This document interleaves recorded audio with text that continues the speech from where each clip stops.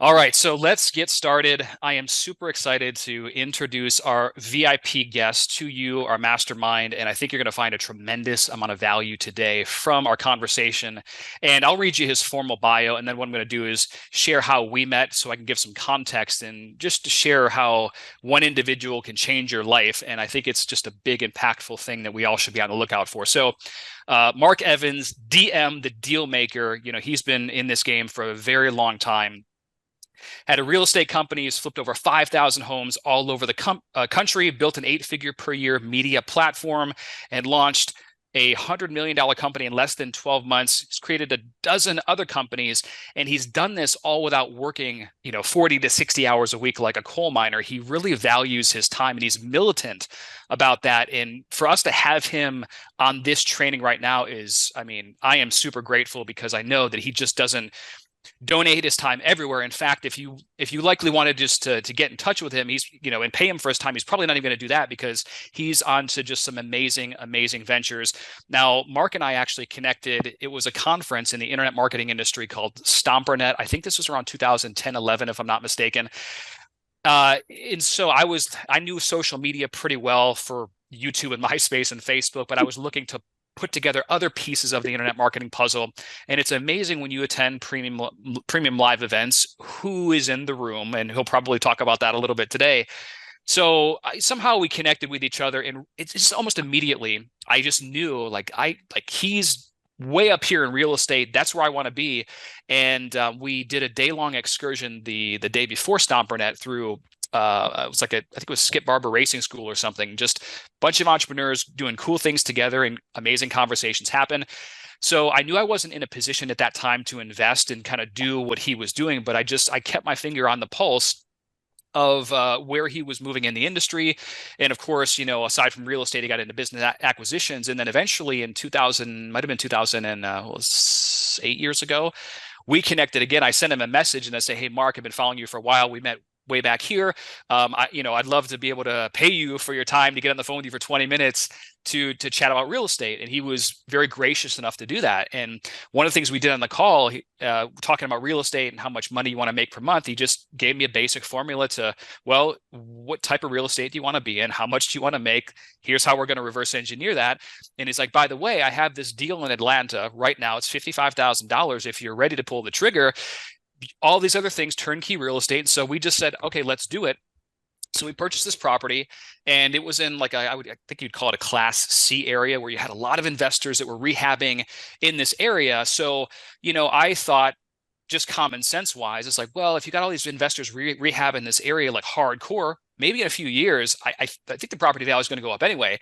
And so that's exactly actually what happened. And so it might have been 4 or 5 years later, we turned that $55,000 deal, pulled out. We had it valued, and it was something like 210,000, and I think we were pulling out 175, $180,000 in equity. Bought another property with that. So this gentleman has made us hundreds of thousands of dollars in many different ways. And again, when he speaks, I listen. So I'm very grateful to introduce Mark to you today. So Mark, thank you so much for being on our call. Definitely, Matthew. Thanks for having me, man. Appreciate it. It's awesome. Yeah, and I wanted to give some context as well because just like you didn't come from a trust fund. You are self-made, and you really knew how to hustle, work smart and hard. Can you give us kind of a background from like where you really started to, kind of where you are now so people can have some context? Yeah, absolutely. By the way, guys, you guys are learning from Matthew. I'm learning from him as well. So that's what's cool about these kind of environments. Everyone can learn from each other. No one's smarter than ever. Like we all have these little niches and opportunities. So it's neat. Like you said, at the event we met at Stompernet, just the side conversations, the connections, and it's amazing. So, but anyway, so I grew up small town, an hour east of Columbus, Ohio, town of 650 people. I don't know. I grew up in a trailer court till I was 10. I saw my mom and dad fighting every day about not having money. And as a kid, I'm thinking, well, the only way to solve that problem is let's go get money. And my parents were like, it's not that easy, So I'm like, well, maybe it is, maybe it isn't. I don't know, but I'm going to figure it out one day. So before social media existed, there was a beautiful TV show called Lifestyles of the Rich and Famous. That was my social media because I living in a trailer, watching TV and seeing rich people with long hair and hang out with Oprah and $50 million mansions. I'm like, I want that. I don't know how to get it. I just want that.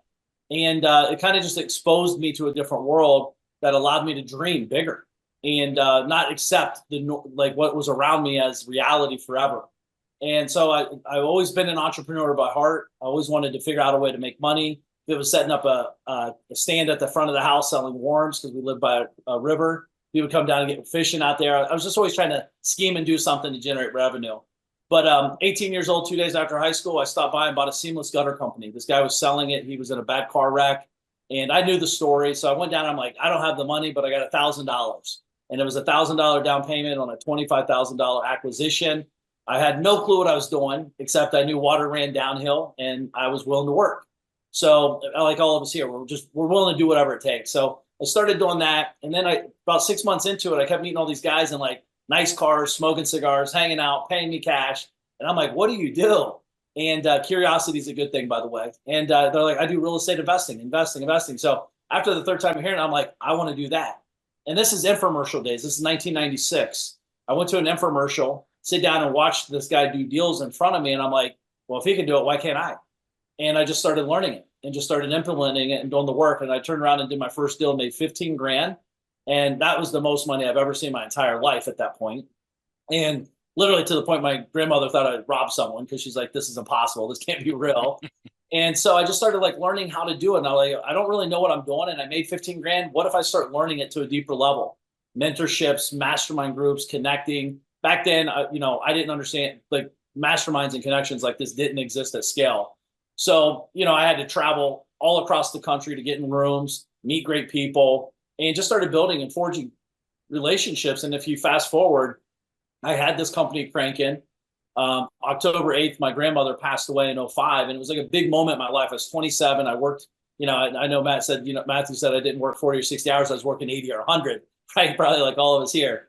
But I was like, I need to do something different. My girlfriend, now my wife, Dina, she's like, let's go somewhere for a month. And I'm like, a month? My business is going to collapse. I'm going to lose everything. Even though that's not what happened, but I did lose half my team. I made more money. I had a lot of stress for a minute, but I had to I was a micromanager. I was micromanaging every component in the company from sales to accounting to booking. And I have no clue what I'm doing, but I'm just trying to act like I was. I was a boss, not a leader. And that's when it started shifting. I had to start leading from afar, DocuSign and all this stuff. Everything was very manual back then, 2005, late 5 and '06. But it forced me to become a better business owner, a better leader.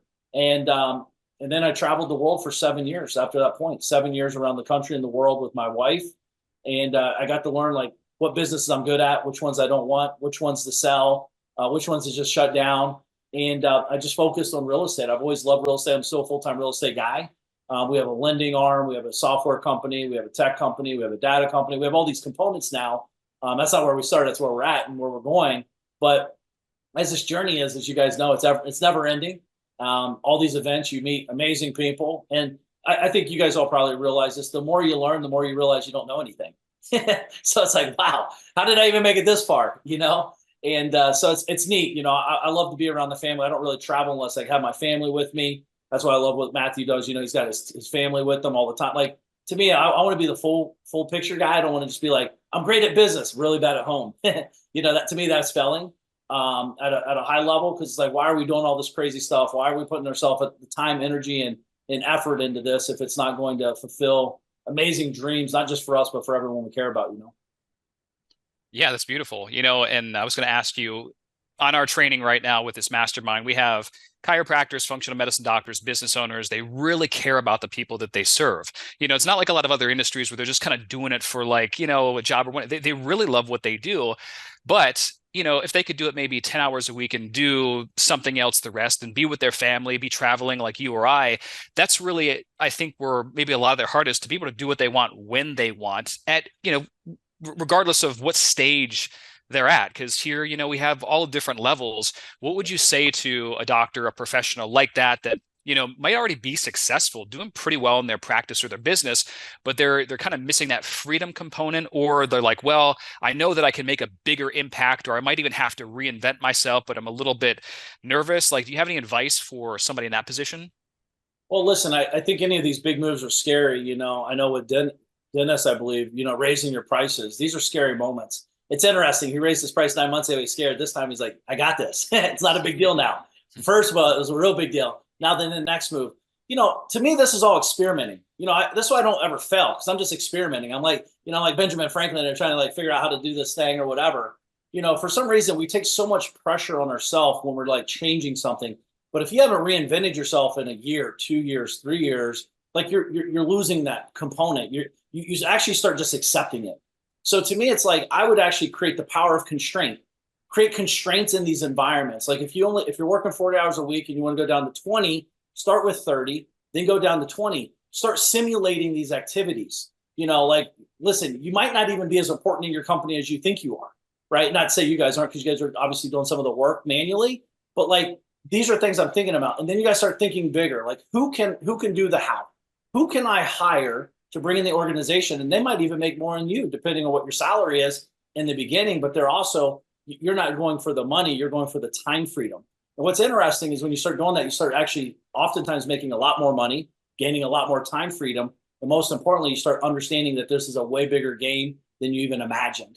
Because the components are so like we create the outcome. And whatever we can imagine, we can create. But the problem is sometimes you're just so busy being busy that we just accept it and stop creating and playing around with it. So I kind of like simulating, like I said, when I took the trip for a month, when I tell you I was dry heaving every night, I thought I was losing everything. This is all made up behavior. This is all made up stuff. They need me. They need me. You don't understand. I'm on the phone going, I'm like causing fires, right? Everyone's like, all day I put out fires. I'm like, have you ever thought you might be the arsonist? Like you might be the one. Like my assistant would come, she's like, oh, I got these Post-its for 47 cents. I'm like, what are you thinking? You get them 42 cents down the street over like, it's so silly looking back now, but that's how that's how I was raised. Like, everything was about the pennies, it drove me nuts. It was wild, but you have to simulate and like, when you go on vacation, think about how much you get done in the week prior going, specifically the day before, and then pay attention. Like, how does it make you feel? What falls apart? I genuinely love helping people and working too, but I also can work from anywhere. I can be on the phone at the beach. I'm hanging out here with my son down here at the house here in Ohio. As soon as we're done here, we'll go out play ball or play, whatever. Like there's no right or wrong here. It's just, what do you want? And I don't think a lot of people is really taking the time to build their ideal lifestyle or their ideal life or ideal day even of what it would look like. And not say there's not pressure and stress inside of those, but like really putting pressure on your vision, because we only got one shot at this thing. Absolutely. And, I was going to also ask you too, where when you're at a certain level of success, of course, we all get comfortable to a degree, but we know that one of the main end games is to allow our money to work really, really hard for us. And somebody like you, I've admired, even before we were connected closely, I admired from afar because I saw you putting your money to use. And I wanted to see if you could share with us specifically, maybe a doctor, entrepreneur, business owner watching this, maybe they have some capital right now, but they don't like, in terms of low hanging fruit or high leverage. I mean, there's a lot of ways you could have your money make money, but in your experience, and of course this varies based on risk tolerance and things like that, but what would you tell to somebody that's looking to deploy and to really think at a higher level, to where not just necessarily being a technician in the business, like, Michael Gerber's email talks about, but how can I leverage and make more money so I'm actually doing better? And if I want bigger and nicer things, I can have those and still maintain the lifestyle. Yeah, that's a great question. I think, I don't know. I love pain. I love like long-term goals. I love working towards stuff and, having your money work for you. Depending where you're at in the journey of your business, the investment might not be, a house or a cash flow stream. It might be hiring an in bigger. I have some buddies in the chiropractor space where they come in and get another individual that runs the office. And now they started with that one office. Now they got 6 offices. So they're actually using their funds to build their organization. But again, you have to do this. You have to have a vision of where you're going, because if not, you feel like you're just throwing good money into bad. You're like, and because it causes more stress for you, it causes more work for you in the beginning, unless you have a clear path of like why you're doing these activities. I love investing in real estate. I just love being, more of a passive guy at this point in my life, honestly, like called limited partnerships. I'm not really the GP operator anymore. I've done thousands of houses, many thousands of apartment complexes, units and complexes. I'd rather just, hey, here's 500 grand. See, send me my 10% a year. But yet also I want the equity on the backside. And then I want the long-term cash flow. I want the depreciation.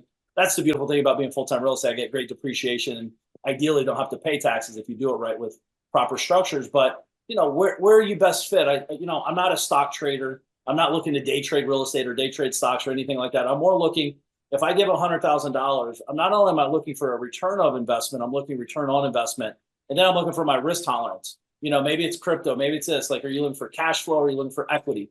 Are you looking for, maybe you acquire? Like, I love that in your guys' industry, but unfortunately, like, a lot of people's beating that industry up to get, they raise the prices up because a lot of big money's in that game. So, are you looking to acquire to grow? Are you looking to acquire to grab talent and grow at the same time?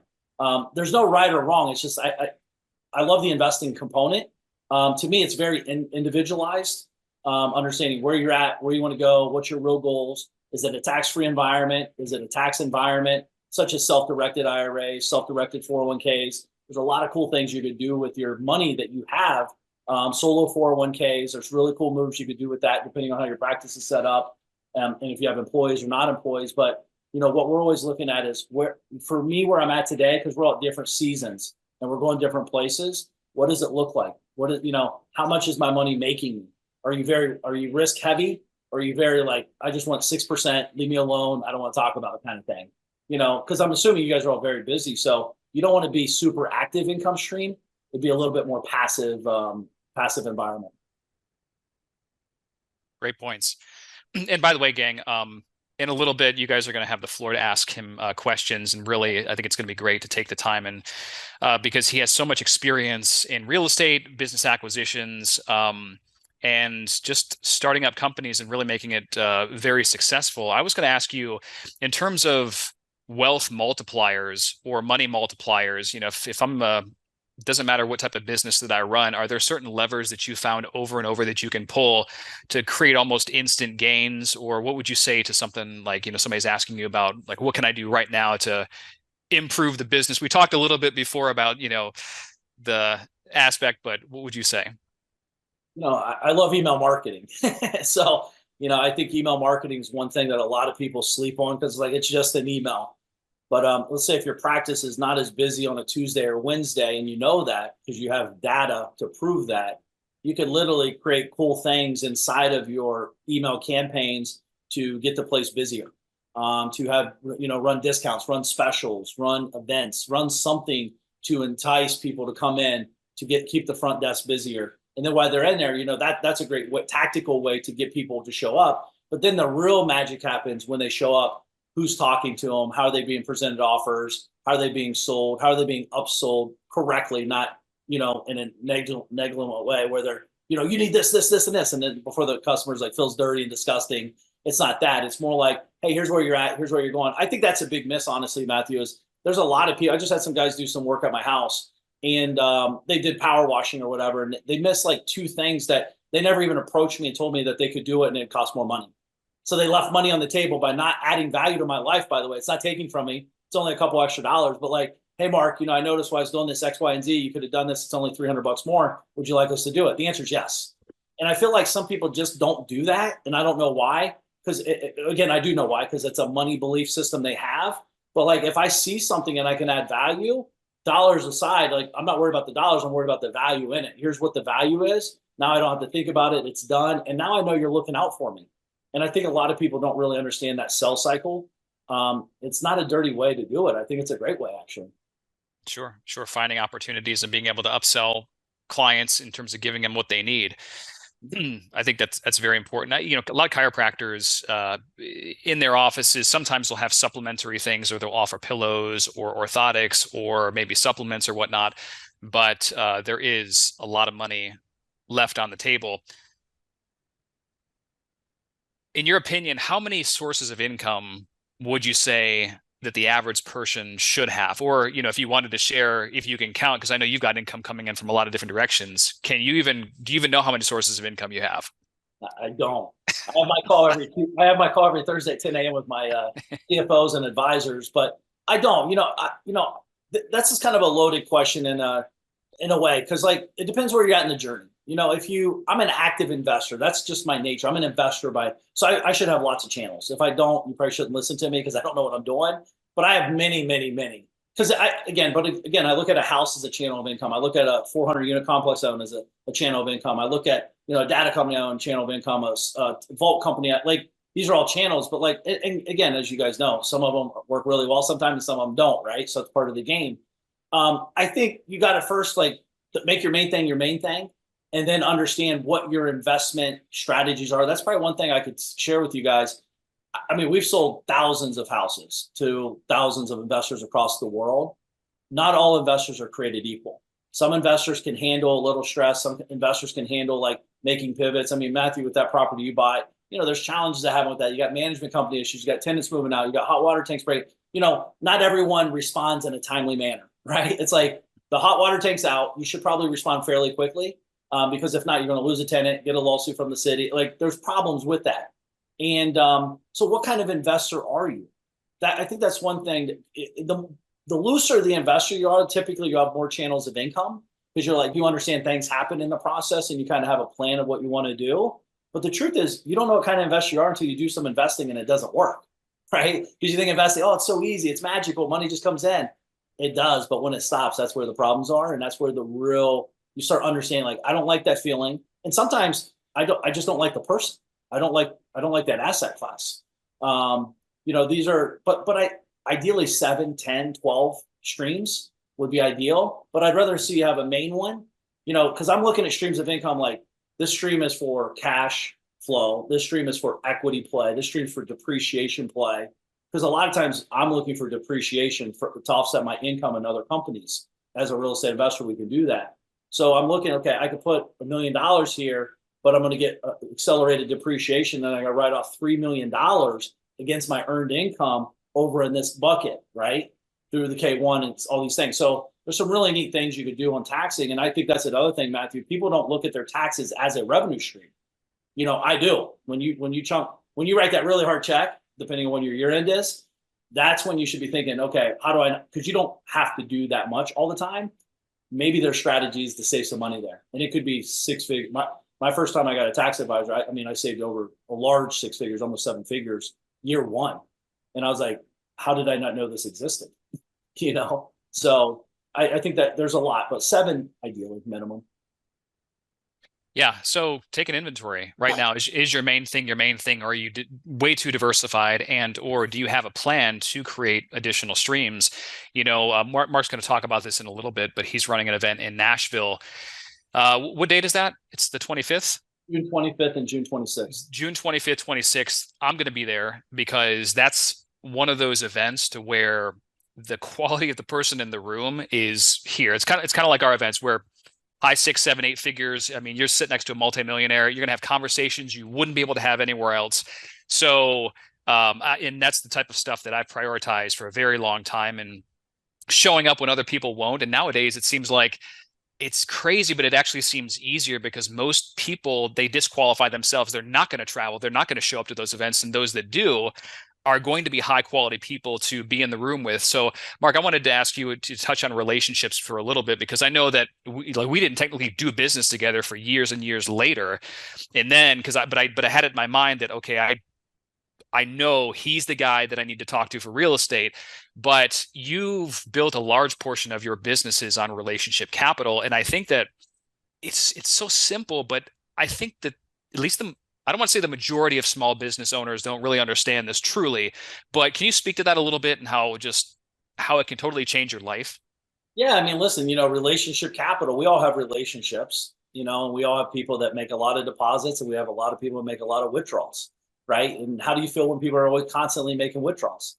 Typically we cut them from the conversation.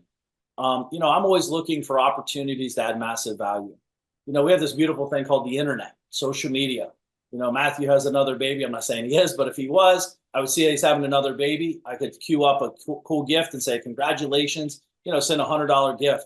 Or heavens forbid, someone passes away. They talk about it. Hey, my father, my grandmother, my cousin, whatever passed away. They're sharing it on social media. How many people stop and take a second and send sympathy flowers? Let them know you're thinking about them. By the way, you don't have to know them one-on-one out of the gate. You don't have to be like best buds with them. You just have to acknowledge them. I'm telling you, I've been doing this for many, many years, where even you just picking up this amazing technology, we call it a phone, but it's way more than that. It's a supercomputer. in your hand and you shoot them a video, it's like, hey, Matthew, I'm thinking about you, buddy. I just want to say thank you so much. You're amazing, blah, blah, blah. Like, we all got a million things going on. How many people, if someone sent you a video or a flower or something nice, you're not going to get mad and say, leave me alone. It's actually going to draw you closer, because we live in a voyeurism world now, as it is. Everyone's watching what you're doing, but very few people are engaging and acknowledging it. So if you engage, meaning you like a comment, that's cool. But if you comment on the message, now all of a sudden you've liked it and commented. Now you're not just a voyeur, you're actually engaging and connecting. You might get 100 likes and only 3 comments. You could be one of the 3 comments. Those stand out. If you do a post, that's what you want. When you're doing in your companies, when you guys have people sharing, their messages, hey, I had a great visit at X, Y, and Z. They're amazing. Their staff was on point in this. And then people like that. You guys are very attentive to that kind of stuff. Are you doing any kind of gift giving? Are you letting them know, thank you so much for taking 5 minutes out of your day and acknowledging that you had a great experience with us? If there's anything we could do, let me know. Like, I'm always thinking of how it just takes off the stress off of me sometimes, because we just can get caught up in our own little world. Like, everything's about me, me, me, me, as opposed to, like, when you see the abundance of opportunities to connect with great individuals from all over the world. Literally, we're not Keanu Reeves, 6 degrees of separation. It's literally 1 degree of separation with the internet now. So it's like, who could you connect with? Who do you want to connect with? It's literally limitless. And I'm not saying do this in a malicious way where you're doing it just to hook up with someone in business or whatever. But like, hey man, like, I'm watching you, keep kicking butt. Hey man, and this might take 5, 10, 20, maybe never anything comes from it, but at least you acknowledge it, you connected. And it might not come from the individual you're hooking up with, but maybe they're talking with their buddy and they're like, this guy's a blue collar guy. He buys business in space. I don't have one. He's like, well, I'm selling an HVAC company. Who is it? Let's connect. So you never know where it's going to come through. I just know the more I do it, 1, it feels amazing. And 2, the results, come back so full. Giftology is a great book, Matthew. I don't know if everyone's read that or heard about that, but Giftology is a great book kind of talking about what I'm sharing. Yeah, it's a powerful concept. You do that very well. Not just sending the videos, but there will be situations that arise, and I've just seen that and observed from afar. So, where you'll take that interaction offline. It's one thing to like something on social media, which anyone can do, but it's another thing, like you said, if somebody passes or it's a birthday, you actually send something in the mail. And I just think that is so underrated in today's society, where you can grab attention, you can get somebody to pay closer, like get them closer to you, and then you don't know what the future holds. And I think for us as small business owners, sometimes where we get in our own thing, let's say a chiropractic office, and I think maybe this profession is a little bit competitive in nature, where they don't necessarily collaborate as much with other doctors, which they should, but it's more of like a competition in a sense, to where you understand, if you want to build something bigger, improve yourself, become wealthier, you like, it doesn't just happen with you. You have to forge strong connections, and like I said, that's one of the reasons why I brought you on, because you do that very, very well. And you just never know. Like, let's say you're building these relationships, and one day, like what I did, this is probably a year and a half ago, I went to my email list of customers, that people that trusted me for all of these years. And I basically said, hey gang, if you're an accredited investor, we're investing more into real estate. We might form a syndicate. We're going to start buying businesses at a much faster pace. If you have capital on the sidelines, let's have a chat. And it was crazy that, like, it was like 38, 39 docs that responded to that email, and I got many of them on the phone and just had a great conversation.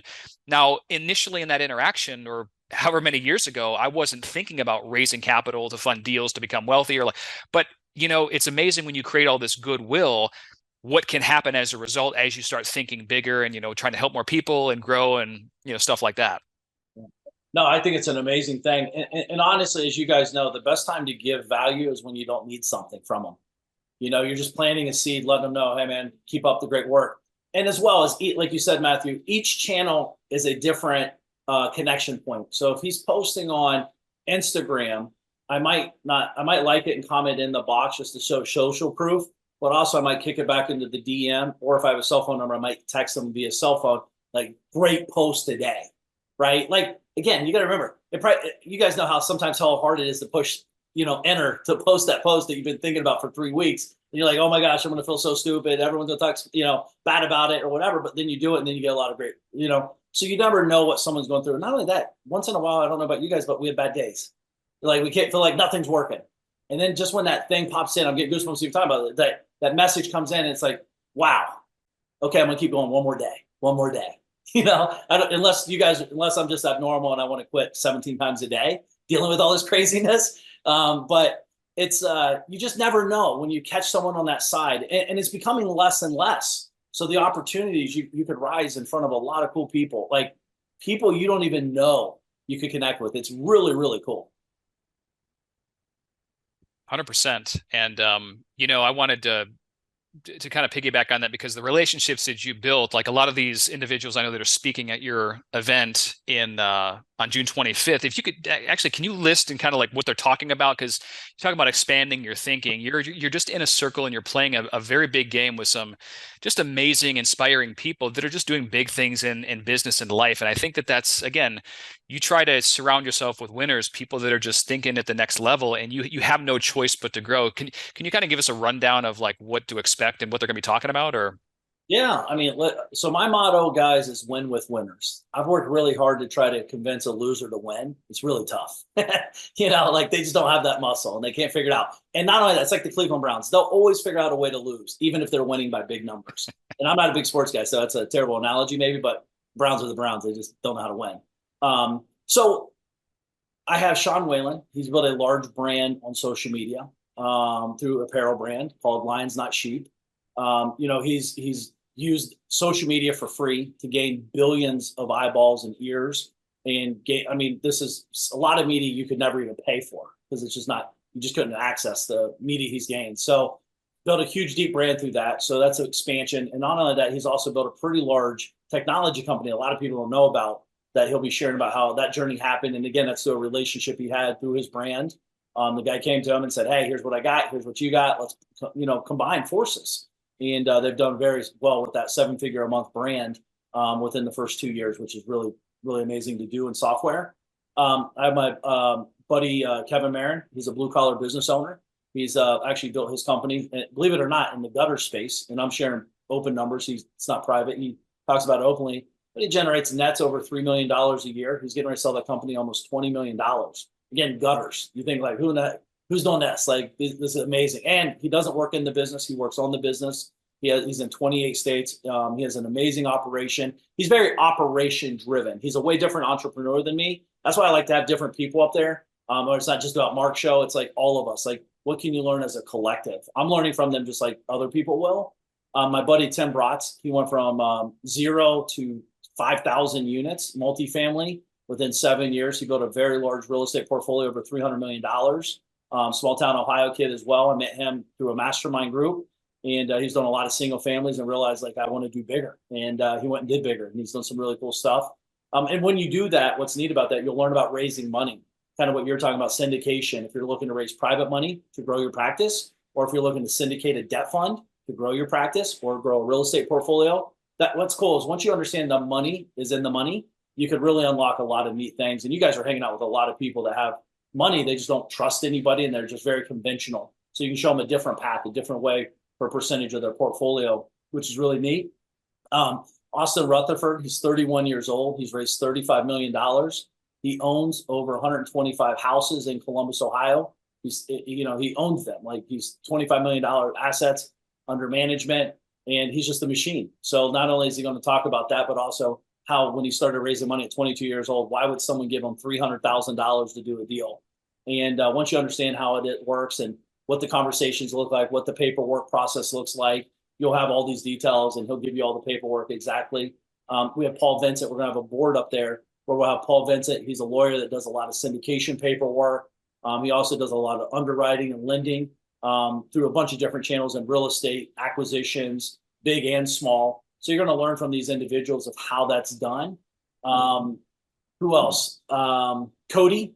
Cody is he was like the number one guy. He's the youngest guy ever in the Marine Corps to get his credentials. He was like he blew everything out of the water. They've never seen anything like this. He actually was shot in the head. It didn't hit him in the head, hit him in the helmet, it didn't kill him. But the stories this guy has of relentless, pure grit. He's pinned down. They're done, and they figured a way to get out in war. So he's turned that into a story, into business, and really is expanding his business and empire. He's a paid influencer. It makes a lot of money getting paid to be an influencer. just sharing a story.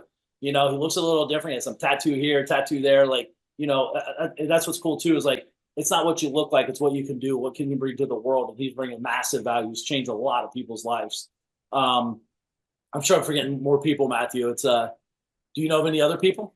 Yeah, no, that's good. I just wanted you to share because I make it a point to go to a lot of events. Of course, I'm in real estate and business investing and acquisitions and whatnot, but I'll go to events that are not in my industry. Sometimes we get hooked and we just kind of stay in our little lane, but it's important to figure out what strategies of growth investing that others are doing, what people are doing with their money, because nowadays, I'm optimistic because I'm in the right circles and I have my finger to the pulse of what guys like Mark are doing. I kind of see, and when trends are coming out, and like he's saying, hey, you're going to have to work 10 times harder right now than you had to before, because you're getting all this, people are constrained on this and that. And, like I pay attention to where the leaders are going and how they're moving with their money and what they're doing essentially. So it's important to be around just people that are elevating their thinking, that are still have an abundance mindset, while it seems like the rest of the world is contracting, scrimping, and saving like that. And your event, I actually put a link. If you look here at www.profit365.org/DM, you can get more details of his event. I'm going to be there, by the way. So when you come, like, we can chat, we can hang out and do whatever, but I like to practice what I preach.